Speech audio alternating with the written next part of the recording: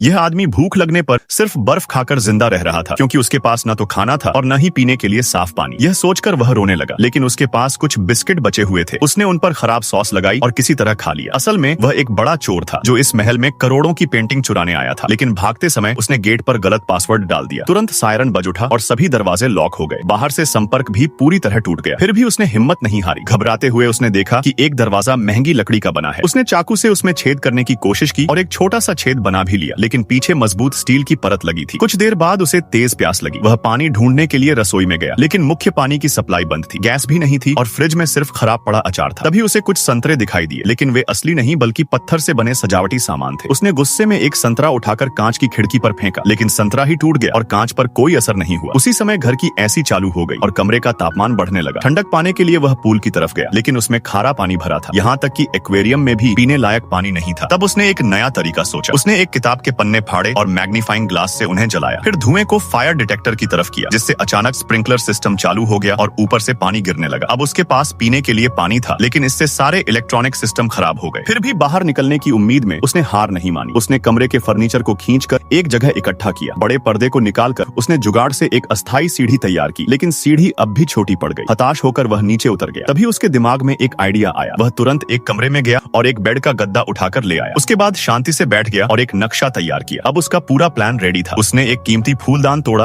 और उसके टुकड़ों से अपनी आंखों को बचाने का इंतजाम किया। आखिरकार इस बार वह धीरे धीरे छत तक पहुंच गया। फिर वह छत के किनारे को तोड़ने की कोशिश करने लगा, लेकिन वह स्क्रू से मजबूती से जुड़ा हुआ था। उसने लकड़ी के टुकड़ों से औजार बनाए और एक एक करके स्क्रू खोलने लगा। आखिरकार जब सारे हिस्से हट गए तो उसने आखिरी स्क्रू भी निकाल दिया। जाने से पहले उसने दीवार पर एक संदेश लिखा, फिर सीढ़ी पर चढ़ा और आखिरकार वहां से बाहर निकल गया।